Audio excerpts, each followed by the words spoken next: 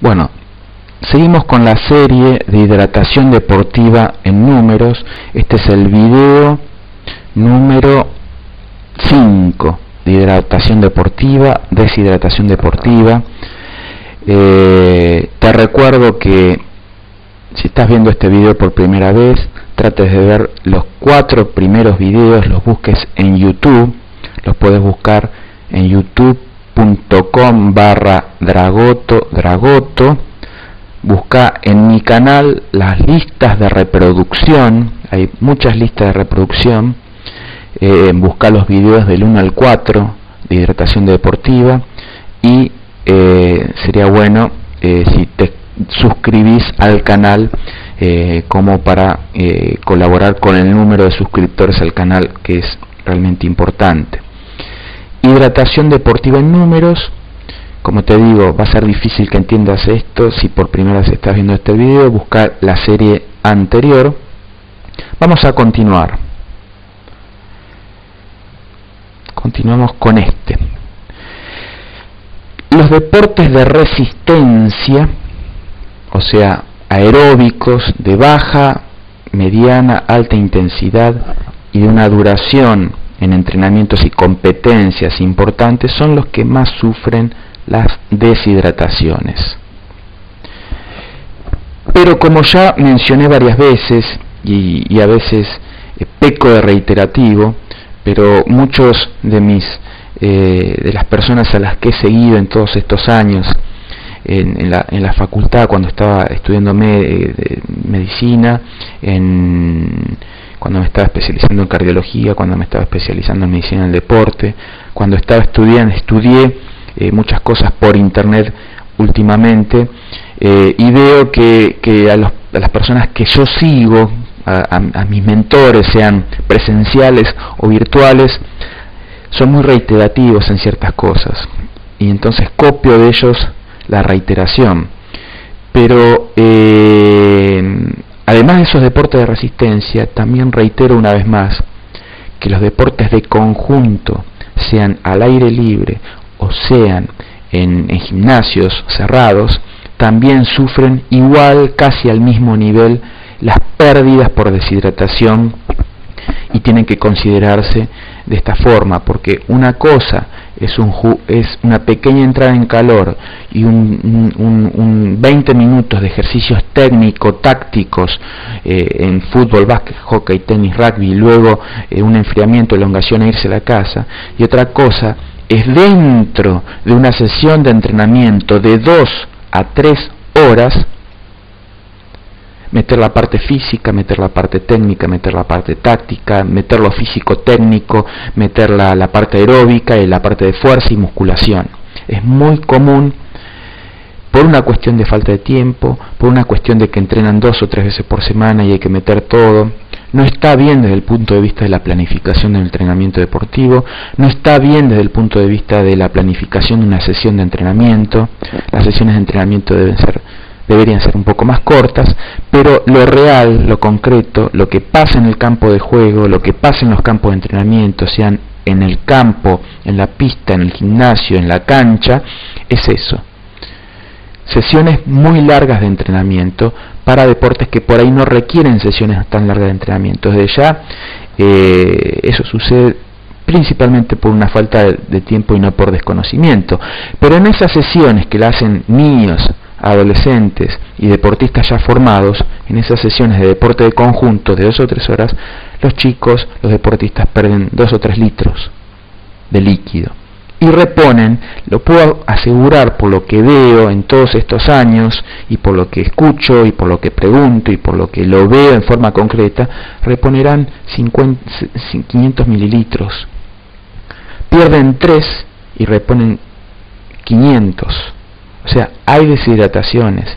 Desde ya hay excepciones, desde ya hay entrenadores que cada vez insisten más con esto, y desde ya que hay deportistas que tratan de hidratarse lo mejor posible, pero a lo que voy es a eso. Si uno tiene que generalizar, habría que generalizar de esa forma. No hay datos científicos estadísticos en nuestra población, no hay datos científicos estadísticos de esto en la Argentina, ni en Latinoamérica, ni en Hispanoamérica, en donde se hayan medido realmente, pero en el próximo video voy a dar todos los datos que tengo propios y algunos no propios de mediciones de peso, simplemente pesarlos antes y después a los deportistas, simplemente el peso antes, simplemente el peso después, sin restringirle, diciéndole tomen lo que toman siempre, o no avisándole, hoy vamos a pesar antes, vamos a pesar después, en el interín que no vayan al baño, porque si una persona orina en el medio del entrenamiento y luego se pesa,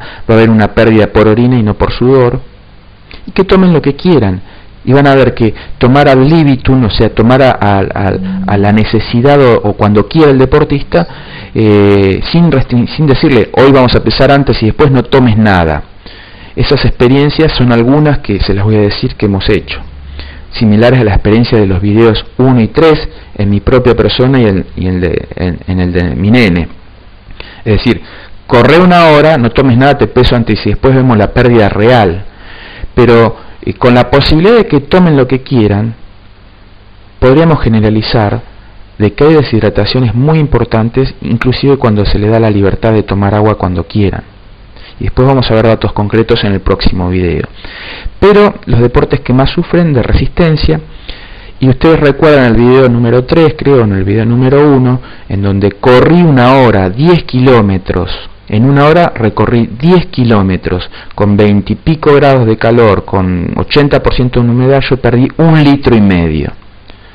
1,5 litros. Se podría decir que en este tipo de deportes, fácilmente en una hora de entrenamiento, se pierde en un ambiente entre 20 y 25 grados, con un poco de humedad, se pierde entre 1 litro y 1,5 litros por hora. Por hora. Pero si es un deportista entrenado, que está haciendo un entrenamiento intenso, o está haciendo 15 kilómetros en una competencia, puede ser, y que tiene facilidad de sudoración, y que está entrenando en forma intensa, pasada, se está entrenando pendientes, se está entrenando lomas, está entrenando buscando un tiempo, está entrenando por arriba del umbral aeróbico, está entrenando una tasa metabólica alta, está entrenando una intensidad alta, sea un entrenamiento de deporte de conjunto, un entrenamiento de resistencia, un entrenamiento físico-táctico, físico-técnico importante, fuerte, intenso, en donde hay mucha transpiración, donde hay mucho calor, donde hay poca recuperación, donde hay poca hidratación. Hay deportistas que pueden perder 3 litros en un entrenamiento. Un rugbyer de 110 kilos que está entrenando fuerte, intenso, un entrenamiento físico-técnico intenso en una hora, tranquilamente te pierde 3 litros. O sea, en promedio podríamos generalizar el número de 1 a 1,5, pero también se puede perder 3 litros fácilmente. Entonces, acá una pregunta obvia, clásica, que se hace con frecuencia y que para los que no son profesores, médicos, entrenadores, licenciados en nutrición, por ahí a veces no es tan obvia, pero para los médicos, nutricionistas, entrenadores, técnicos, profesores, preparadores físicos, debería ser una pregunta súper obvia. Pero si yo pierdo 1 litro, 1,5 kilos antes y después del entrenamiento, ¿perdí 1,5 kilos de peso? No. O sea, es tonto por ahí repetirlo a esta altura, pero se pierde agua. ¿Y cuánto pierdo de grasa en esa hora de entrenamiento, en esos 10 kilómetros?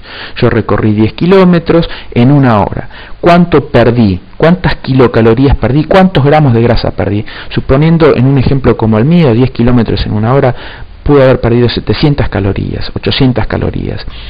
Si corrí debajo del umbral anaeróbico, habré perdido 70-80 gramos de grasa, provenientes ácidos grasos libres, que vienen del adipocito, que viajan por la sangre, que van al músculo, que tiene todas esas cantidades, o si no, algo de ácidos grasos intramusculares, o sea, dentro del músculo hay gotitas de lípidos, vacuolas de lípidos, cerca de las fibras contráctiles, cerca de las mitocondrias. El músculo del deportista entrenado en resistencia tiene grasa adentro, tiene gotitas de lípidos cerca de las mitocondrias, se llaman ácidos grasos intramusculares. Entonces, en un entrenamiento por debajo del umbral anaeróbico, suave, lipolítico, regenerativo, tranquilo, vuelvo a repetir, en un entrenamiento por debajo del umbral anaeróbico, un entrenamiento suave, un entrenamiento que quema grasa, un entrenamiento lipolítico, un entrenamiento generalmente regenerativo, un entrenamiento que cuida el músculo, un entrenamiento que recupera el músculo por debajo del umbral anaeróbico, en donde voy a una intensidad agradable, en donde voy disfrutando de lo que estoy haciendo, en donde puedo hablar con mi compañero, en donde puedo cantar un poco. Ese tipo de entrenamiento quema grasa. ¿Cuánto quema? 1 hora de entrenamiento, 10 kilómetros, 80 gramos de grasa. ¿Cuántas calorías son? 800, 900, 1000 calorías, como mucho. Como mucho. Desde ya, si no perdí 1,5 kilos de grasa, perdí todo agua. ¿Y cuánto quemaste? 70 gramos de grasa. 70 gramos de grasa es muy poco, te van a decir. El deportista va a decir que quiere bajar de peso. La persona de 50 años que quiere bajar de peso, de 30 años que empieza a entrenar que quiere bajar de peso, corre 10 kilómetros, uy, bajé 1,5 kilos. No bajaste 1,5 kilos, tenés que reponer agua, tenés que reponer líquido. Consumiste 70 gramos de grasa. Lo que hay que explicar es que 70 gramos es hoy, 70 gramos de mañana, 70 gramos es pasado, 70 gramos es pasado, y en 10 días perdimos 700 gramos de grasa. Y en 30 días, un mes, perdimos 2,5 kilos de grasa. Y en 10 meses 25 kilos. Es la suma lo que genera los cambios. Desde ya, que si diariamente este deportista gasta 3.000 calorías y come 3.500, estos 70 gramos de grasa no le sirven para nada. Cada día va a estar más gordo. ¿De acuerdo? Entonces, tiene que quemar estos 70 gramos de grasa y comer levemente por debajo del gasto calórico que tiene diariamente en promedio. Es la manera más sana de bajar de peso. Por arriba del umbral aeróbico,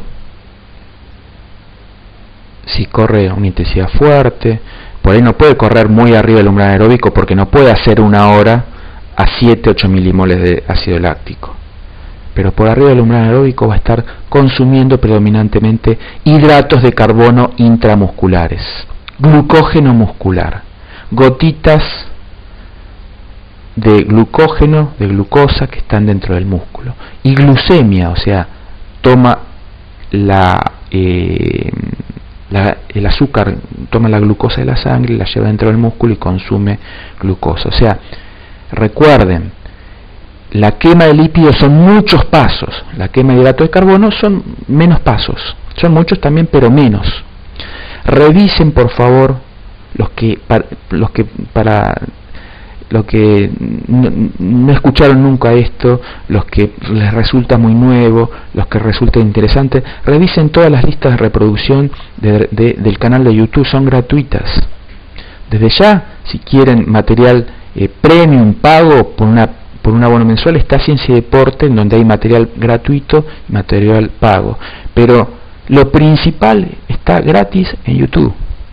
Entonces, buscan esta dirección, buscan la lista de reproducción del canal, se suscriben al canal, y todo lo que le estoy diciendo está desarrollado en horas. O sea, no es necesario que esto lo entiendas, porque para entender esto hay que tener un bagaje de conocimiento previo que está en YouTube gratis. Entonces, utilicen eso para los que les resulta todo esto medio chino y los que no entienden, utilicen ese material, ese recurso gratuito en YouTube. Entonces, si corres por arriba del umbral aeróbico, que es un entrenamiento intenso, que es un entrenamiento, una intensidad en donde no puedo hablar, en donde me cuesta, en donde estoy produciendo un poco de ácido láctico, pero lo puedo mantener, supongamos en 1 hora recorro 10 kilómetros, estoy consumiendo entre 200 y 250 gramos de hidratos de carbono, que es glucógeno muscular, hidratos de carbono musculares. Ahora, recuerden este concepto, que este video es para este concepto. 1 gramo de grasa, 1 gramo de lípido, de ácidos grasos, produce 9 kilocalorías. Se almacena dentro del adipocito y no arrastra nada de agua. Ocupa 1 gramo. Ocupa 1 gramo y nada más. Ahora, los hidratos de carbono se almacenan dentro del músculo. Y en vez de por gramo dar 9 kilocalorías de energía, da 4 kilocalorías para quemar, como nafta. Y por gramo de glucosa que hay dentro del músculo, de glucógeno que hay en el músculo, ese gramo arrastra en forma osmótica dentro del músculo 2,5 gramos de agua. Todo esto anótenlo en un papelito para ir recordando. 2,5 gramos de agua. O sea, 1 gramo de glucosa me da 4 kilocalorías y me ocupa el volumen de 4 gramos, sumando el agua y el hidrato de carbono. 1 gramo de ácidos grasos no me arrastra glucosa, me ocupa el volumen de 1 gramo y me da el doble de calorías. O sea, es mucho más eficiente metabólicamente las grasas. Por eso es que acumulamos grasa, porque llevamos decenas de miles de años de evolución en donde el ser humano para sobrevivir necesita energía. Y por una cuestión de supervivencia evolutiva, acumulamos grasa. Como ahora no tenemos ese problema de disposición de alimentos, nuestros genes de miles de años de evolución son ahorradores de grasa. Entonces mucha gente se nos va toda la panza, o tenemos esa necesidad de acumular energía por una cuestión biológica. Entonces, más que pensar en una restricción alimentaria que nuestra biología evolutiva nos dice come, nuestra biología evolutiva nos ordena como una conducta automática que comamos, nuestra biología evolutiva nos hace que tengamos que comer. Entonces habría que cambiar el concepto. Si queremos luchar contra la obesidad hay que moverse más, porque nuestra biología evolutiva nos pide movimiento. Nuestra biología evolutiva, tenemos los genes que un hombre de hace 10.000 años. Tenemos los genes de un hombre de hace 20.000 años. La única diferencia es que yo nací en 1968 y de hace 10.000 años nació también hace 10.000 años, pero no tenía toda esta cultura que nos hace quedar quieto y comer más. Y nosotros necesitamos comer, porque nuestros genes de hace 10.000 años son los mismos de ahora y nos están ordenando que comamos, porque si no comemos tenemos riesgo de supervivencia. Y entonces, son los genes que durante decenas de miles de años llegaron a la actualidad. Son los mismos genes que tienen necesidad de movimiento, porque el ser humano necesita movimiento para sobrevivir. Entonces, un poquito esto es un comentario evolutivo de un poco de cómo es la evolución, cómo llegamos, y cosas que son realmente bastante obvias. Tenemos que comer sano, restringir esos impulsos evolutivos, los que tenemos problemas de peso, y hacer más actividad física. Esto va a ser, creo que es para un libro, es la mayor fábrica, la época actual es la mayor fábrica de sedentarios de toda la humanidad, de toda la historia de la humanidad. Hay tantos efectos facilitadores del sedentarismo que pensar en una conducta dietante, que pensar en dietas, alimentos cada vez más, es una gran industria que engaña. No vamos a bajar de peso con los alimentos, vamos a tener menos obesidad con actividad física. Entonces, volviendo al tema, revisen esto en forma gratuita en el canal de YouTube. Ahora, rendimiento y deshidratación. Hasta un 2% de caída del peso corporal se mantiene un nivel estable de frecuencia cardíaca y un nivel estable de temperatura. Acá hay que recordar lo siguiente: cuando cae el peso corporal va cayendo el volumen de plasma, va cayendo el volumen plasmático. Al caer el volumen de plasma es más difícil que la sangre irrigue bien la piel, y es más difícil, y porque trata de focalizar hacia los músculos, y como hay menos volumen de sangre, menos llega a la piel, y entonces es ahí donde empieza a alterarse el mecanismo de termorregulación. Cuando va cayendo el volumen de sangre, aumenta la frecuencia cardíaca, aumenta la temperatura corporal, porque es más difícil mantener los mecanismos de regulación. Cuando tenemos una pérdida de peso corporal del 5%, sí o sí cae el rendimiento, sea Maradona, sea el campeón mundial de maratón, sea quien sea, por una cuestión biológica y no de motivación, cae el rendimiento. Les voy a dar un ejemplo que se ve muy común últimamente. Hay chiquitos que compiten en tenis a los 10 años y tienen partidos de 3 horas.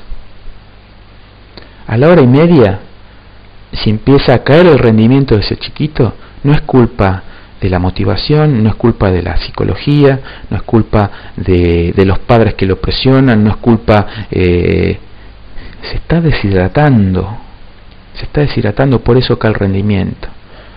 No es ponga, como se dice en la Argentina, ponga huevo, deje todo, concéntrese.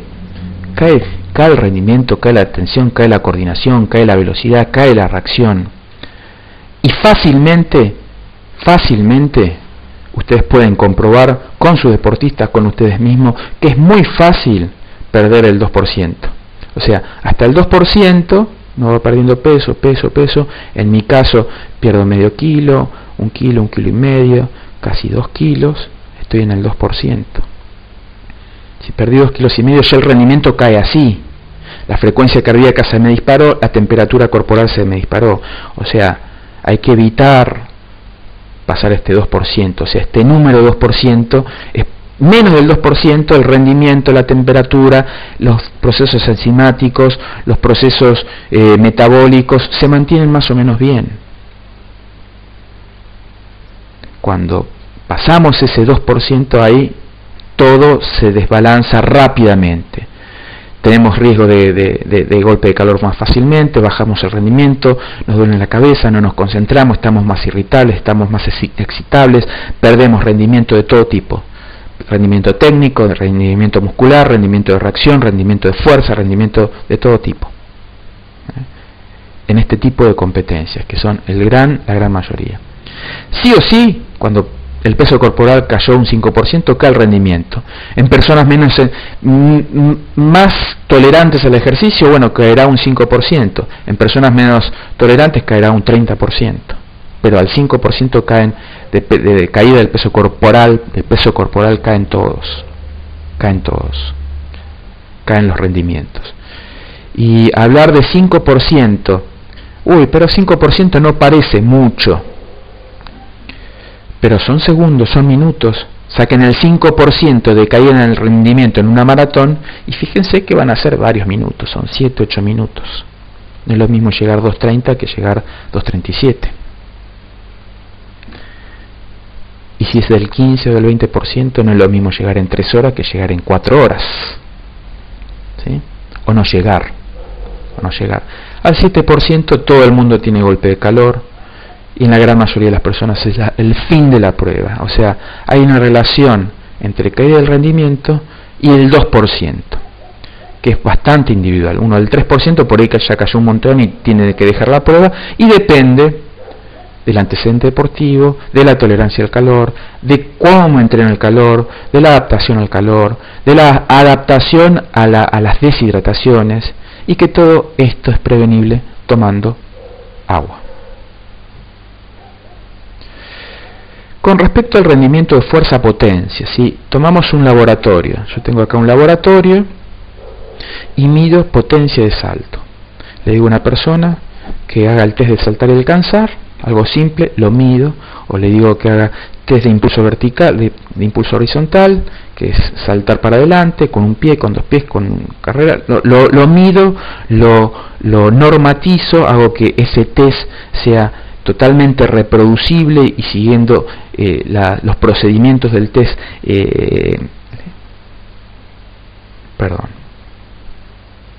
levantadores. los procedimientos del test, y bueno, entonces le digo a esa persona, salta y alcanza 52 centímetros, muy buen test de impulso vertical, lo puedo medir con una plataforma de salto, una plataforma de fuerza, lo puedo medir en forma más minuciosa. Le digo, anda a correr, bueno, ponete un poco acá, prendemos la calefacción, ponemos a 35 grados y haces un ejercicio de 15 minutos suavecito en la bicicleta, deshidratate, perdé 4 kilos, perdé un 5% de tu peso corporal, vení y salta de nuevo. Viene y salta y por ahí salta 52 centímetros.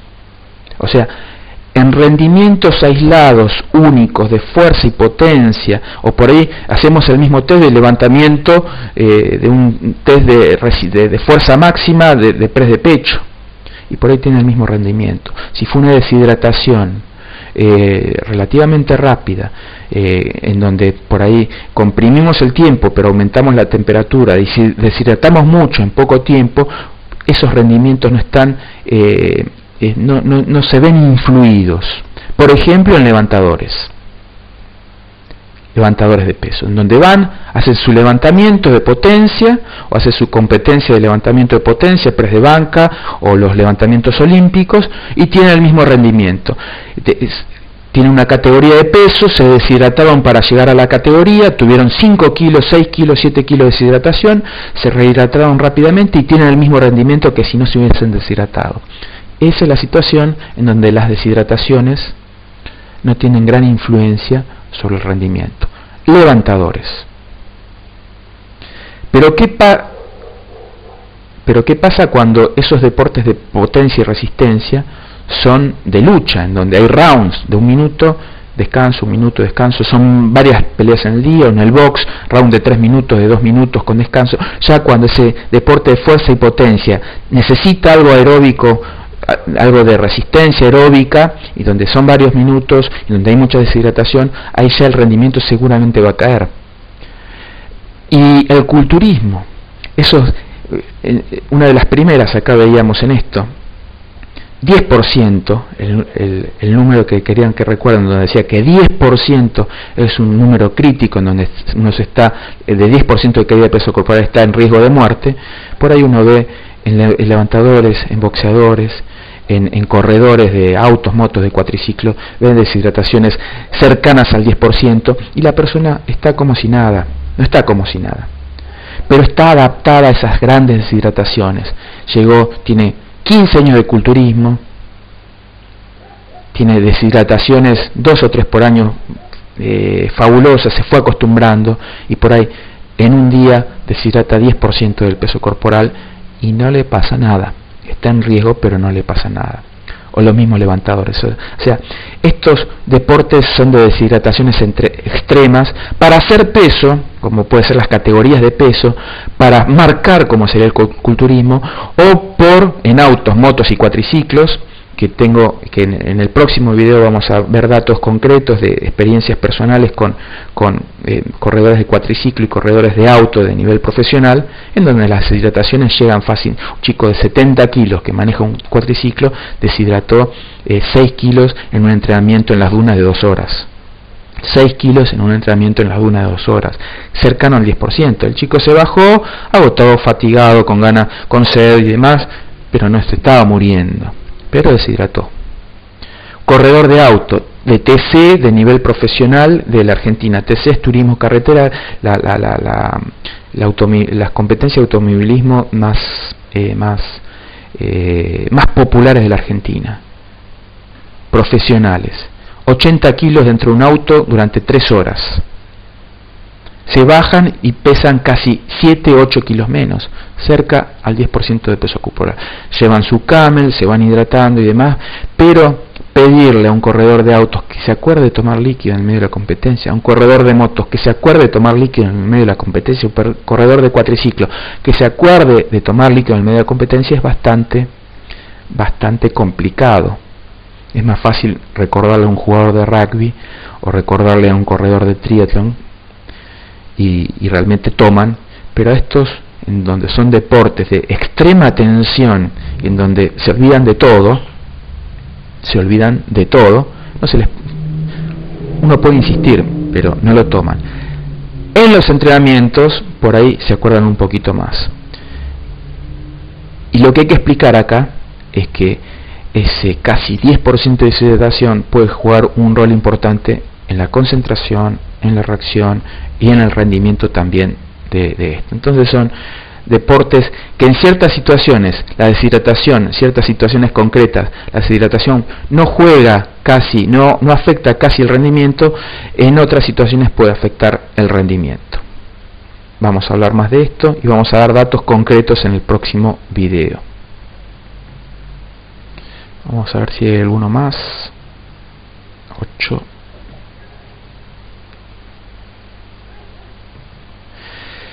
En el próximo video, a ver, déjenme ver una cosita, vamos a empezar a hablar de datos concretos y de ejemplos concretos, ejemplos personales, concretos, personales en relación a diferentes deportes y algo de la literatura.